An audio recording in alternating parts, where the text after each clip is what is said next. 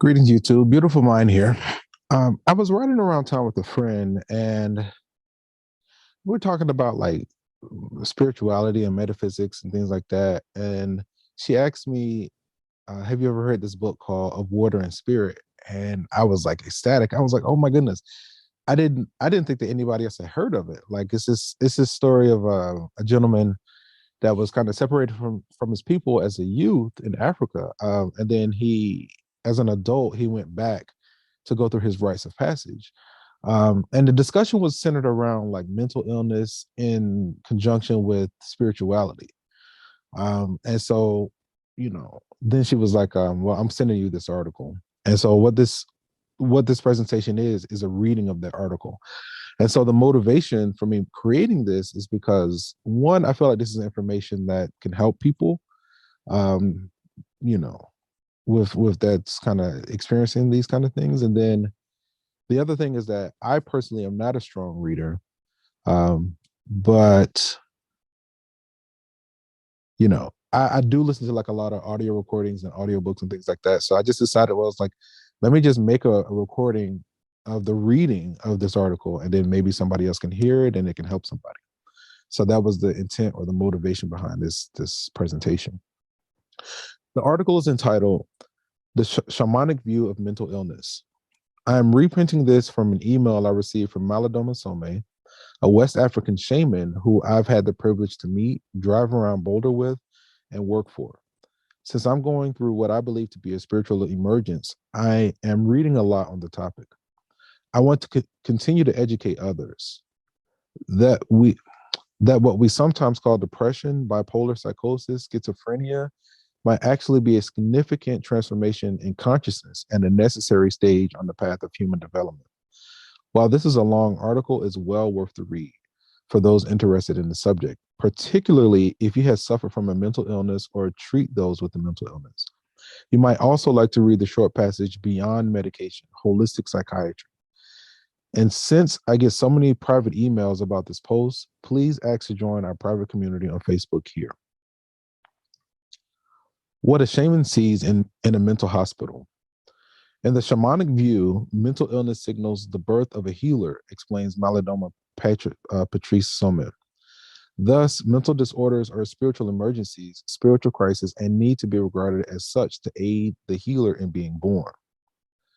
What those in the West view as mental illness, the Dagara people regard as good news from the spirit world. The person going through the crisis has been chosen as a medium for a message to the community that needs to be communicated from the spirit realm. Dr. Somé comments, mental disorder, behavioral disorder of all kinds signal the fact that two obviously incompatible energies have merged into the same field. These disturbances result when the person does not get assistance in dealing with the presence of the energy from the spirit realm.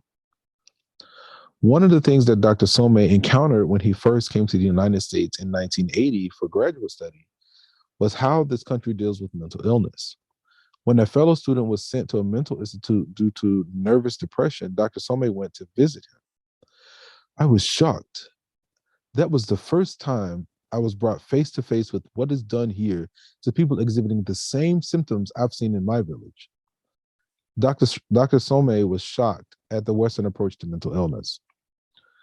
What struck Dr. Somé was that the attention given to such symptoms was based on pathology, on the idea that the condition is something that needs to be stopped.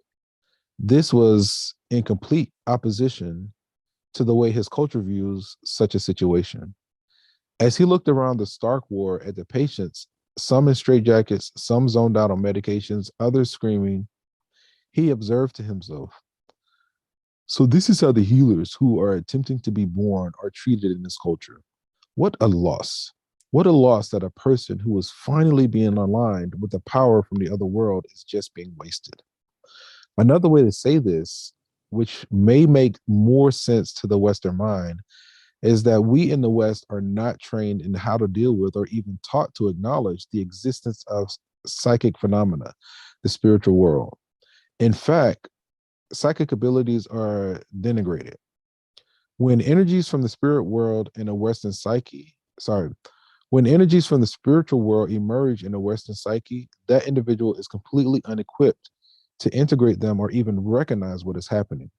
The result can be terrifying without the proper context for and assistance in dealing with the breakthrough from another level of reality.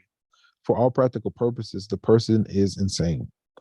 Heavy dosing with antipsychotic drugs compounds the problem and prevents the integration that could lead to soul development and growth in the individual who has received these energies. In the mental ward, Dr. Somé saw a lot of beings hanging around the patients, entities that are invisible to most people, but that the shamans and psychics are able to see. They were causing the crisis in these people, he says. It appeared to him that these beings were trying to get the medications and their effects out of the bodies of the people that the beings were trying to merge with, and were increasing the patient's pain in the process. The beings were acting almost like some kind of excavator in the energy field of people. They were really fierce about that. The people they were doing that to were just screaming and yelling, he said. He couldn't stay in that environment and had to leave. In the Dagara tradition, the community helps the person reconcile the energies of both worlds, the world of the spirit that he or she is merging with, and the village and the community. That person is able to serve as a bridge between the worlds and help the living with the information and healing they need. Thus, the spiritual crisis ends with the birth of another healer. The other world's relationship with our world is one of sponsorship, Dr. Somé explains. More often than not, the knowledge and skills that arise from this kind of merger are a knowledge or a skill that is provided directly from the other world. The beings who were increasing the pain of the inmates on the mental hospital ward were actually attempting to merge with the inmates in order to get messages through to this world. The people they had chosen to merge with were getting no assistance in learning how to be a bridge between the worlds and the beings attempted to merge with or thwarted. The result was the sustaining of the initial disorders of energies, of the energy, and the aborting of the birth of a healer. Medication only compounds the problem and prevents the integration of the spirit. The Western culture has consistently ignored the birth of the healer, says Dr. Somé. Consequently, there will be a tendency from the other world to keep trying as many people as possible in an attempt to get somebody's attention. They have to try harder. The spirits are drawn to people whose senses have not been anesthetized. The sensitivity is pretty much read as an invitation to come in, he notes. Those who develop so-called mental disorders are those who are sensitive, which is viewed in Western culture as oversensitivity. Indigenous cultures don't see it that way, and as a result, sensitive people don't experience themselves as overly sensitive. In the West, it is the overload of the culture that they're in that is just wrecking them, observes Dr. Somé. The frenetic pace, the bombardment of the senses, and the violent energy that characterizes Western culture can overwhelm sensitive people. Schizophrenia and foreign energy. With schizophrenia, there is a special receptivity to a flow of images and information which cannot be controlled, states Dr. Somé. When this kind of rush occurs at a time that is not personally chosen, and particularly when it comes with images that are scary and contradictory, the person goes into a frenzy. What is required in this situation is first to separate the person's energy from the extraneous foreign energies by using shamanic practice, what is known as a sweep, to clear the latter out of the individual's aura. With the clearing of the energy field, the person no longer picks up a flood of information and no longer has a reason to be scared and disturbed, explains Dr. Somé. Then it is possible to help the person align with the energy of the spiritual being attempted to come through from the other world and give birth to the healer. The blockage of the blockage of that emergence is what creates problems. The energy of the healer is a high voltage energy, he observes. When it is blocked, it just burns up the person. It's like a short circuit. Fuses are blowing. This is why it can be really scary. And I understand why this culture prefers to confine these people. Here, they are yelling and screaming, and they're put into a straitjacket. That is a sad image. Again, The shamanic approach is to work on aligning the energies so there is no blockage. Fuses aren't blowing, and the person can become the healer they're meant to be. It needs to be noted at this point, however, that not all of the spirit beings that enter a person's energetic field are there for the purposes of promoting healing. There are negative energies as well, which are undesirable presence in the aura. In those cases, the shamanic approach is to remove them from the aura rather than work to align the discordant energies. Dr. Somé believes mental illness is the blockage of a healing spirit attempting to birth. Artwork by Adam Scott Miller. That's fantastic. I'm really liking the artwork. Alex, crazy in the US, healer in Africa. To test his belief that the shamanic view of mental illness holds true in the Western world as well as indigenous cultures, Dr. Somé took a mental patient back to Africa with him to his village, he says. I was prompted by my own curiosity to find out whether there's truth in the universality that mental illness could be connected with an alignment with a being from another world. Alex was an 18-year-old American who had suffered a psychotic break when he was 14. He had hallucinations, was suicidal, and went through cycles of dangerously severe depression. He was in a mental hospital and had been given a lot of drugs, but nothing was helping him. The parents had done everything unsuccessfully, says Dr. Somé. They didn't know what else to do. With their permission, Dr. Somé took their son to Africa. After 8 months there, Alex had become quite normal, Dr. Somé reports. He was even able to participate with healers in the business of healing, sitting with them all day long and helping them, assisting them in what they were doing with their clients. He spent about 4 years in my village. Alex stayed by choice, not because he needed more healing. He felt much safer in the village than in America. To bring his energy and that of the being from the spirit realm into alignment, Alex went through a shamanic ritual designed for that purpose, although it was slightly different from the ones used with the Dagara people. He wasn't born in the village, so something else applied. But the result was similar, even though the ritual was not literally the same, explains Dr. Somé. The fact that the aligning energy worked to heal Alex demonstrated to Dr. Somé that the connection between other beings and mental illness is indeed universal. After the ritual, Alex began to share the message that the spirit being had for this world. Unfortunately, the people he was talking to didn't speak English. Dr. Somé was away at that point. The whole experience led, however, to Alex's going to college to study psychology.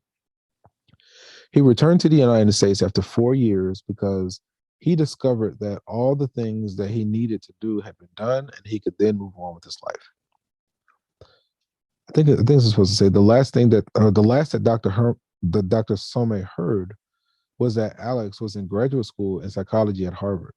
No one had thought he would ever be able to complete undergraduate studies, much less get an advanced degree.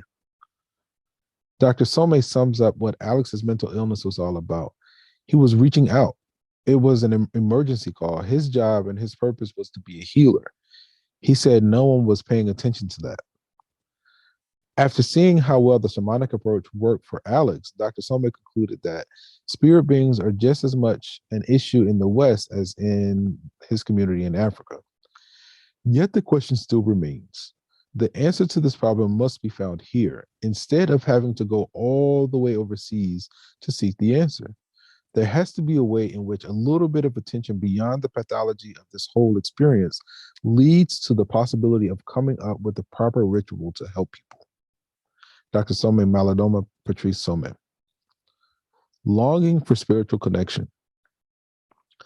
A common thread that Dr. Somé has noticed in mental disorders in the West is a very ancient ancestral energy that has been placed as status that finally is coming out in the person. His job then is to trace it back, to go back in time to discover what that spirit is. In most cases, the spirit is connected to nature, especially with mountains or big rivers, he says. In the case of mountains, as an example to explain the phenomena, it's a spirit of the mountain that is walking side by side with the person, and as a result, creating a time-space distortion that is affecting the person caught in it. What is needed is a merger or alignment of the two energies. So the person and the mountain spirit become one. Again, the shaman conducts a specific ritual to bring about this alignment. Dr. Somé believes that he encounters this situation so often in the United States because most of the fabric of his country is made up of the energy of the machine. And the result of that is the disconnection and severing of the past. You can run from the past, but you can't hide from it. The ancestral spirit of the natural world comes visiting. It's not so much what the spirit wants as it is what the person wants, he says. The spirit sees in us a call for something grand, something that will make life meaningful. And so the spirit is responding to that. And that call, which we don't even know we are making, reflects a strong longing for a profound connection, a connection that transcends materialism and possession of things and moves into a tangible cosmic dimension. Most of this longing is unconscious, but for spirits, conscious or unconscious doesn't make any difference. They respond to either. As part of the ritual to merge the mountain and human energy, those who are receiving the mountain energy are sent to a mountain area of their choice, where they pick up a stone that calls to them. They bring that stone back for the rest of the ritual and then keeps it as a companion. Some even carry it. Some even carry it around with them. The presence of the stone does a lot in tuning the perceptive ability of the person, notes Dr. Somé. They receive all kinds of information that they can make use of. So it's like they get some tangible guidance from the other world as how to live their life. When okay, so I'm not gonna lie. That's a little bit of how I feel like, just trying to make a distinction so you know that that's like not part of the passage. That's like a almost a quote. And it's a little bit of how I would imagine him sounding. Not trying to poke fun, but just to make a distinction, you know. Let's see. So when it is the river energy, those being called go to the river, and after speaking to the river spirit, find a water stone to bring back for the same kind of ritual as with the mountain spirit. People think that something extraordinary must be done in an extraordinary situation like this, he says. That's not usually the case. Sometimes it's as simple as carrying a stone. Simply connecting with a mountain or river spirit through an artifact helps us align. That's interesting. A sacred ritual approach to mental illness. One of the gifts as a shaman, one of the gifts a shaman can bring to the Western world is to help people rediscover ritual, which is so sadly lacking. The abandonment of ritual can be devastating. From the spiritual view, ritual is inevitable and necessary if one is to live, Dr. Somé writes in Ritual, Power, Healing, and Community. To say that ritual is needed in the industrialized world is an understatement. We have seen in my own people that it is probably impossible to live a sane life without it. Dr. Somé did not feel that the rituals from the traditional village could simply be transferred to the West. So, over his years of shamanic work here, he has designed rituals that meet the very different needs of this culture. Although the rituals change according to the individual or group involved, he finds that there is a need for certain rituals in general. One of these involves helping people discover that their distress is coming from the fact that they are called by beings from the other world to cooperate with them in doing healing work. Ritual allows them to move out of distress and accept that calling. Another ritual needs to relate to initiation. In indigenous cultures all over the world, young people are initiated into adulthood when they reach a certain age. The lack of such initiation in the West is part of the crisis that people are in here, says Dr. Somé. He urges communities to bring together the creative juices of the people who have had this kind of experience in an attempt to come up with some kind of an alternative ritual that would at least begin to put a dent in this kind of crisis. Another ritual that repeatedly speaks to the need of those coming to him for help entails making a bonfire and putting into the bonfire items that are symbolic of issues carried inside the individuals. It might be issues of anger and frustration against an ancestor who has left a legacy of murder and enslavement, or things that the descendant has to live with, he explains. If these are approached as things that are blocking the human imagination, the person's life's purpose, and even the person's view of life as something that can improve, then it makes sense to begin thinking in terms of how to turn that blockage into a roadway that can lead to something more creative and more fulfilling. The example of issues with ancestors touches on rituals designed by Dr. Somé that addresses a serious dysfunction in Western society and in the process trigger enlightenment in participants. These are ancestral rituals, and the dysfunctions they are aimed at is the mass turning of the back on ancestors. Some of the spirits trying to come through, as described earlier, may be ancestors who want to merge with the descendant in an attempt to heal what they weren't able to do while in their physical body. Unless the relationship between the living and the dead is in balance, chaos ensues.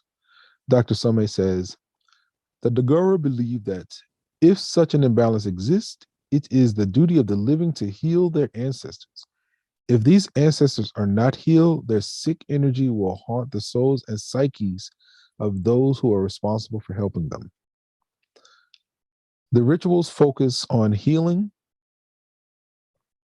the relationship with our ancestors, both specific issues of an individual ancestor and the larger cultural issues contained in our past. Dr. Somé has seen extraordinary healing occur at these rituals. Taking a sacred ritual approach to mental illness rather than regarding the person as a pathological case gives the person affected and indeed the community at large the opportunity to begin looking at it from the vantage point too, which leads to a whole plethora of opportunities and rituals initiative that can be very, very beneficial to everyone's present, states Dr. Somé. This is an excerpt from Stephanie, I think it's Moreau's book, The Natural Medicine Guide to Schizophrenia, also featuring Dr. Malidoma Patrice Somé. Let me see. So, yeah, I just felt compelled to share this, and I just, like I said, I decided to make a video. I started to do like a podcast and audio book, but I felt like the video could be changed to audio. But yeah, like I was saying in the opening, I had a similar experience, and I've known the whole while I was spiritual, but I didn't have a teacher. I didn't have a community to support that. I came up, I was raised Baptist Christian, and you know, that's not Christian. So it is, but we don't have a tradition of, we don't have that thing to address that and view it as a healer.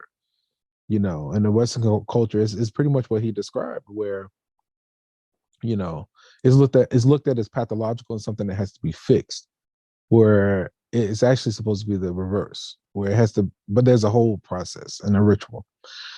Man, if I were so fortunate to actually connect and because I personally need to go through a rites of passage, and I have intent, like one of my dreams is honestly similar to Doctor Strange in Marvel comics, where you travel overseas, you link up with you know a monk or a shaman or something like that, and you unlock those abilities, because I'm aware that each person has that ability. It just has to be cultivated. And then another goal of mine is just in my presence and anything that I touch or come across to invoke spontaneous healing. I saw it recently in a movie. I don't want to spoil the movie, so I'm not gonna say it, but I've seen it. I've seen it in the movie recently, and I've seen it in anime and stuff like that. But this thing of invoking spontaneous healing. So I was kind of hopefully something in this presentation resonated with somebody, and I was able to pass on some information that again could invoke healing and help someone. On that note, we're going to end the session here, and from one beautiful mind to another, enjoy the rest of your day. Okay, beautiful points of light. Take care. Peace.